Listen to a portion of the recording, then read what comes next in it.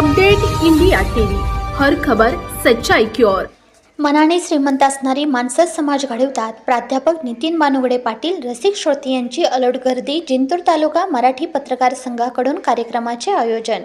आपला वर्तमान काळ व भविष्य काळही उज्ज्वल करिता आला पाहिजे। मनाने श्रीमंत असणारी माणसं समाज घडवतात असे प्रतिपादन व्याख्याते प्राध्यापक नितीन बानुगडे पाटील यांनी केले।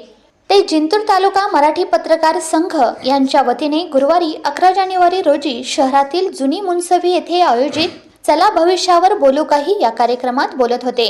शिवरायांकडून कसे जगावे हे शिकावे तर संभाजी राजांकडून कसे मरावे हे शिकावे। प्रतिकूल परिस्थिती अनुकूल कशी करावी हे छत्रपती शिवाजी तसेच संभाजी राजांचे चरित्र अभ्यासले की लक्षात येते। आपला इतिहास उज्ज्वल आहे तसाच आपला वर्तमान व भविष्य काळही उज्ज्वल करता आला पाहिजे असेही प्रतिपादन त्यांनी यावेळी केले। या कार्यक्रमाच्या अध्यक्षस्थानी आमदार मेघना बोर्डीकर, प्रमुख पाहुणे मुकुंद सावजी कळमकर, प्राचार्य श्रीधर बोबे, प्राचार्य R T Koriyad, Manoj Sarda, Raman Toshniwal, advocate Gopal Rokade, advocate Vinod Rathod, Sachin Devkar, Satyanarayan Sharma, Devendra Bhure, Gajanan Warad, Priya Deshmukh, कृपा चौधरी, मुक्ती कलीम बेग मिर्झा यांच्यासह विविध क्षेत्रातील मान्यवरांची यावेळी व्यासपीठावर उपस्थिती होती। यावेळी बानुगडे पाटील बोलताना म्हणाले की ध्येय उंच असले की झेप देखील उंच घ्यावी लागते, त्यामुळे संघर्ष हेच प्रगतीचे आमंत्रण आहे। जो स्वीकारतो तोच पुढे जातो। विद्यार्थ्यांनी परिस्थितीचे कुठलेही कारण न देता येणाऱ्या प्रत्येक अडचणींना स्वीकारले पाहिजे।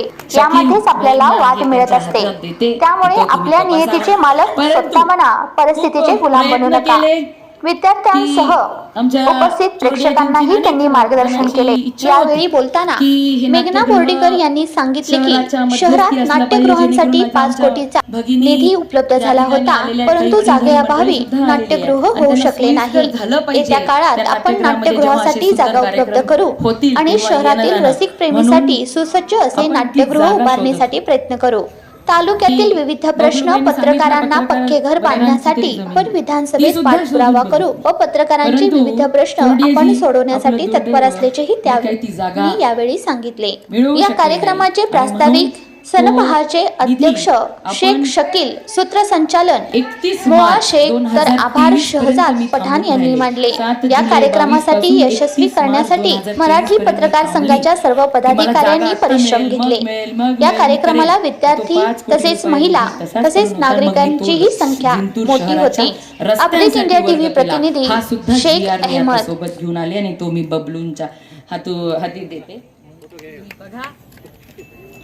म्हणून आचार्य बाळशास्त्री जांभेकरांनी 6 जानेवारी 1832 ला दर्पण या पहिल्या मराठी वृत्तपत्राची सुरुवात केली। खरं तर वयाच्या 20शीत असताना दर्पण सारखं वृत्तपत्र सुरू करून त्यांचं संपादकत्व भूषवणारे सगळ्यात कमी वयाचे पहिले संपादक म्हणून आचार्य बाळशास्त्री जांभेकरांचा उल्लेख करावा लागेल। वयाच्या 20शीत असते मुंबईच्या एल्फिस्टन महाविद्यालयाचे प्राध्यापक म्हणून काम पाहत होते, हेही आपण लक्षात घेतलं पाहिजे।